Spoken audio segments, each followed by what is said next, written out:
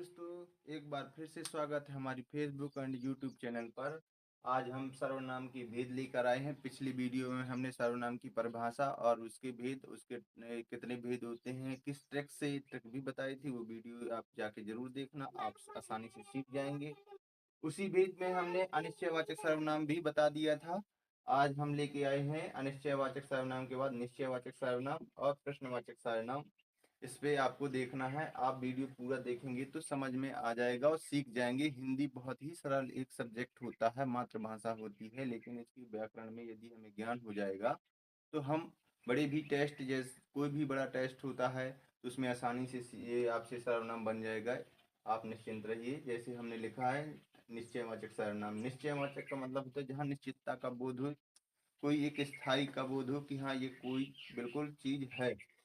हमने परिभाषा लिखी, जिन सर्वनाम शब्दों से किसी प्राणी वस्तुओं के समीप या दूर होने का बोध हो उस सर्वनाम शब्द को निश्चयवाचक सर्वनाम कहते हैं। ये परिभाषा आप वीडियो में अच्छे से देख लेना।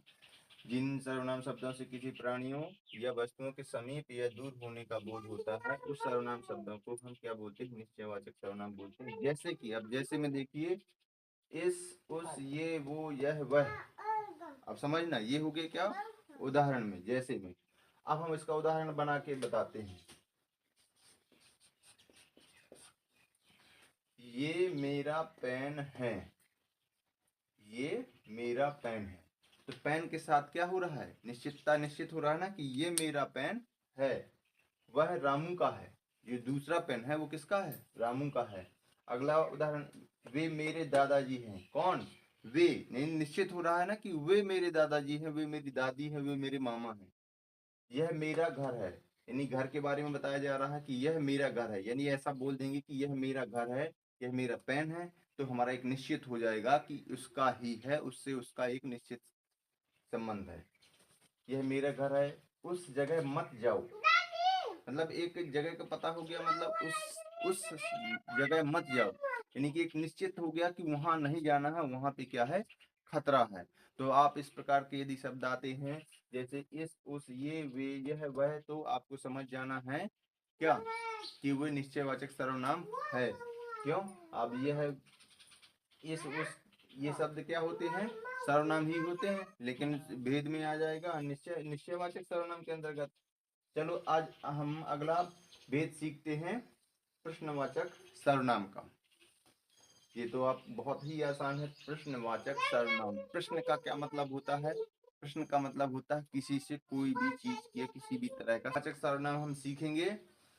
तो प्रश्नवाचक सर्वनाम की हम परिभाषा लिखें। ये बहुत ही आसान है। जिन सर्वनाम शब्दों से, जिन सर्वनाम, अपने से ही बना लेना है, कोई दिक्कत नहीं कि रटना है। जिन सर्वनाम शब्दों से प्रश्न का बोध हो। क्या हो? बोध हो। बोध का मतलब क्या होता है? ज्ञान हो। जिन सर्वनाम शब्दों से प्रश्न का बोध हो या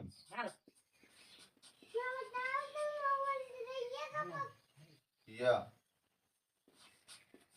वे शब्द, वे सर्वनाम शब्द, वे सर्वनाम शब्द, वे सर्वनाम शब्द जो वाक्य को, वाक्य को प्रश्नवाचक बना दे।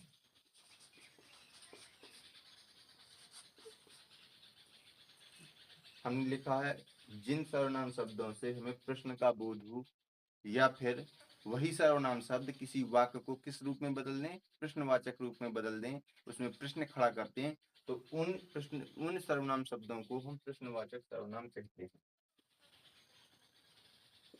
तो उन तो उन सर्वनाम शब्दों को प्रश्नवाचक सर्वनाम शब्द कहते हैं। ठीक, जैसे भी लिखते हैं क्या क्या हो सकता है, कब, कब भी आएगा, कैसे, क्यों, किसे, कहाँ आदि शब्द आ जाएंगे इसके अंतर्गत। ठीक है, आदि शब्द आ जाएंगे जिससे हमें, जैसे कब, कोई भी वाक्य में यदि कब आ जाता है तो वहां पे प्रश्न चिन्ह खड़ा हो जाता है, कैसे भी प्रश्न चिन्ह खड़ा करता है, क्यों, किसे, कहाँ, ऐसे जो जितने भी प्रश्नवाचक शब्द होते हैं तो उनसे क्या होता है, प्रश्न खड़ा होता है, तो वे सर्वनाम शब्द क्या कहलाते हैं, प्रश्नवाचक सर्वनाम शब्द कहलाते हैं। जैसे हम लिख देते हैं, वह कहाँ जा रहा है, वह कहाँ जा रहा है, तो इस लास्ट में क्या आ गया, प्रश्नवाचक सर्वनाम आ गया। दूसरा, दूसरा होगा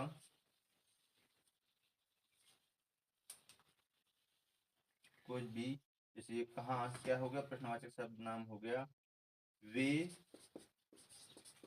कब आएंगे, तो ये कब में क्या हो गया, यहाँ भी प्रश्नवाचक सर्वनाम है। तो ठीक है, इस प्रकार से आपको निश्चयवाचक सर्वनाम और प्रश्नवाचक सर्वनाम समझ में आ गया होगा।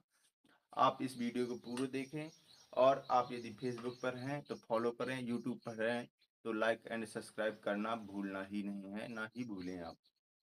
हम अगले वीडियो में मिलते हैं आपको, इसका जो अगला भेद होगा संबंधवाचक सर्वनाम, निजवाचक सर्वनाम, तो अगले वीडियो में मिलेंगे।